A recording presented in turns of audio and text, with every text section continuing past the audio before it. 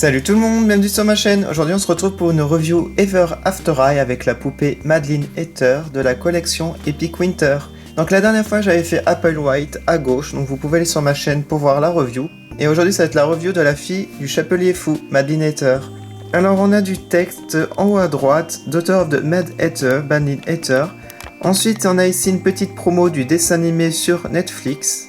On a une bague incluse ainsi qu'une petite histoire sous forme de carte. Sur le côté gauche, nous avons les logos. Where Princesses are Powerful Ever After High, Epic Winter. Voici l'arrière de la boîte avec du texte en anglais puisque c'est importé des États-Unis, avec une promo ici du site internet et des réseaux sociaux et de la collection. Donc voilà pour la boîte, je vais à présent la déboxer. La voici sortie de sa boîte. Alors elle est accompagnée d'un sac à main, d'une petite carte, d'une bague. Mais il n'y a pas de socle ni de brosse, donc j'ai dû rajouter un socle que j'avais déjà, voilà. Allez, je vais commencer par vous montrer maintenant son visage. Alors comme Applewhite, elle a un visage très souriant, c'est pour ça que j'adore. Voilà, j'ai craqué pour ce modèle.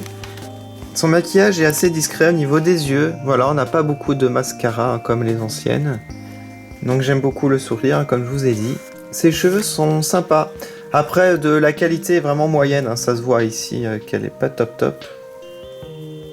Un grand plus, moi j'irais pour le serre-tête chapeau. Parce qu'au niveau de la peinture, ils ont fait un effort, ils ont mis 3 couleurs. Voilà. C'est vraiment très très joli.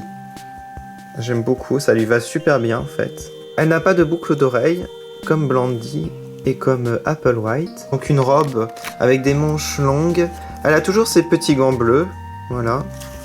Elle a un petit col ici, de la fausse fourrure ici et au bas de la robe. J'aime beaucoup les couleurs, elles sont vraiment très très belles. Elle a une ceinture en plastique ici, violette. Je vais vous montrer son sac à main, donc je suis un peu déçu par rapport à l'artwork. Regardez, on avait 2 couleurs, on avait du bleu ici sur les glaçons. Et là, il y a une seule couleur, le violet. Et en plus, le sac ne s'ouvre pas, tout comme Applewhite et Blondilocks dans cette collection. Voilà, donc ça, on va dire, c'est des points négatifs. Voilà, sinon la robe, elle est juste somptueuse parce que j'adore les motifs en plus, avec les théières et les flocons. Les couleurs, les paillettes, voilà.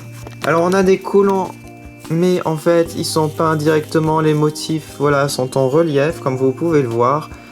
Donc je suis pas fan de ça par contre, j'aime bien les vrais collants, comme les basiques, voilà, ce qui est dommage.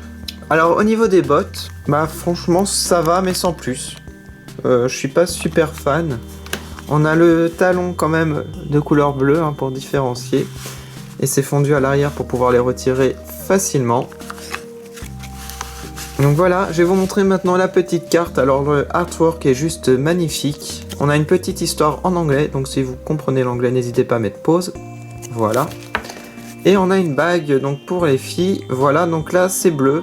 Celle d'Applewight est rouge. Donc voilà, je vous montre ce que ça donne. C'est sympa. C'est en plastique. Voilà. Donc mettez en commentaire ce que vous pensez de cette Madeline Hatter. Voilà, je peux pas vous faire de comparaison avec la basique comme je ne la possède plus. La prochaine fois, je ferai Blondilocks qui est à droite. Et je pense que ça va être ma préférée des 3. Je vous remercie beaucoup d'avoir regardé. N'hésitez pas à aller sur ma page Facebook, Twitter, Instagram et Snapchat pour voir plus de photos. Et moi, je vous retrouve prochainement pour la review Ever After High de Blondilocks. Salut!